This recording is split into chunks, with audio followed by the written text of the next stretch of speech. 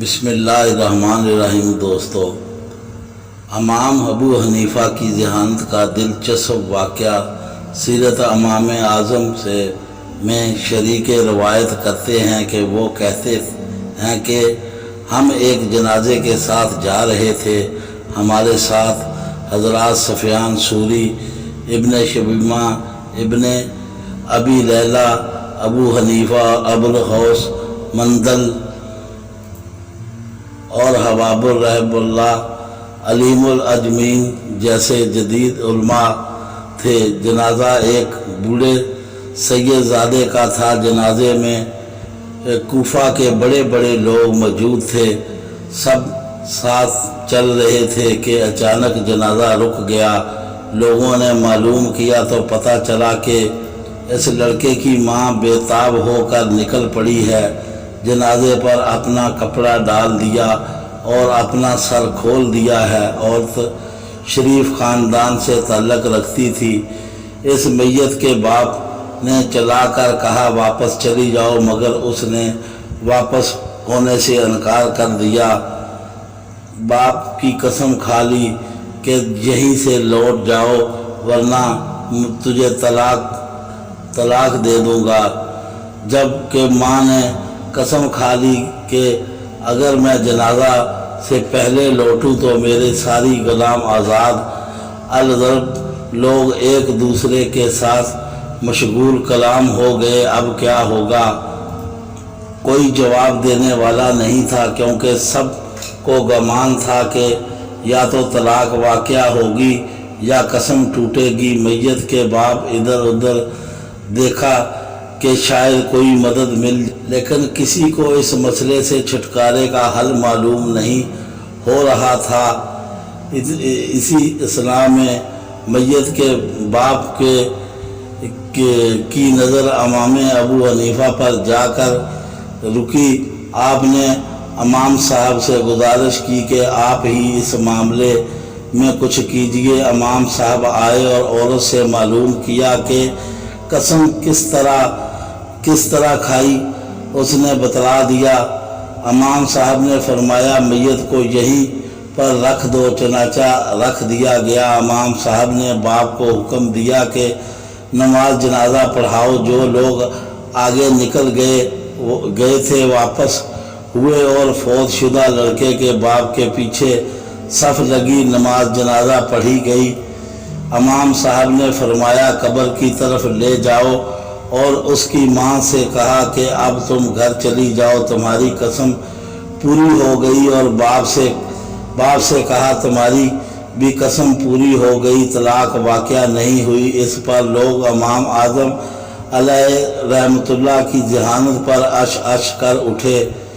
اسی موقع پر ابن شبیمہ علیہ رحمۃ اللہ نے کہا تھا کہ عورتیں آپ جیسے پیدا کرنے سے عاجز ہیں۔ علماء دین فرماتے ہیں کہ امام ابو حنیفہ رحمۃ اللہ تعالیٰ علیہ کی علم نقاب بیان کرنے میں کوئی مشقت نہیں ہوتی تھی اور نہ ہی کوئی پریشانی۔ یہ سب ان پر اللہ کا بڑا فضل تھا۔ آپ نہایت ذہین اور قومی حافظہ کے مالک تھے۔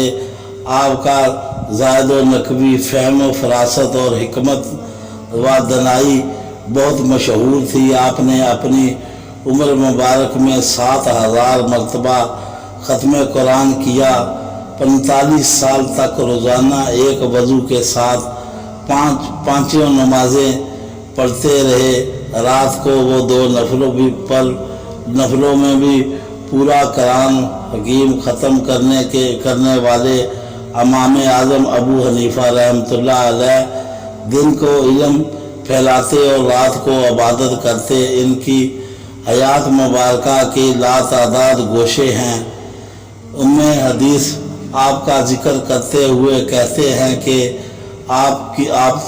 ایک طرف آپ علم کے سمندر ہیں اور دوسری طرف زائد و نقوی اور طہارت کے پہاڑ ہیں۔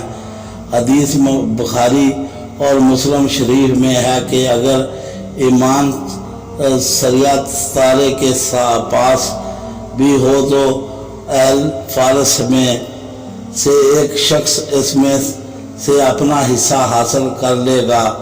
इमाम तबरानी ने भी इसका जिक्र करने के बाद तहरीर फरमाया है कि मैं कहता हूँ कि हजूर अकरम सल्लल्लाहु अलैहि वसल्लम ने इमाम अबू हनीफा रहमतुल्लाह अलैह, शेख नुमान बिन साबित रहमतुल्लाह के बारे में इस हदीस और बशारत दी है कि और ये हदीस इमाम साहब की बशारत व फजीलत के बारे में ऐसी तरसीह है कि इन पर मुकम्मल एतमाद किया जाता है। शेख इब्न हजरा अल मक्की अल शाफी रहमतुल्लाह ने अपनी मशहूर व मरूफ किताब अल खिजारात अल एहसान फ़ी अल मनाक़त इमाम इब्न हनीफा में तहरीर किया है कि शेख जलालुद्दीन सूती रहमतुल्लाह अलैह के बाद तलाज़मा ने फरमाया कि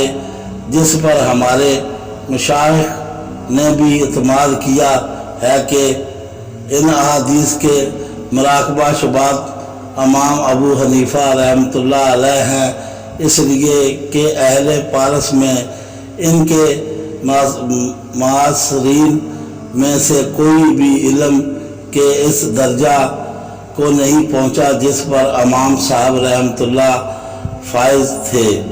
दोस्तों, हमारी कहानी पसंद आए तो दोस्तों में लाइक और शेयर करें और हमारे चैनल को सब्सक्राइब करें, बेल आइकन का बटन ज़रूर दबाएं। हमें दुआओं में याद रखें। अल्लाह हाफिज़।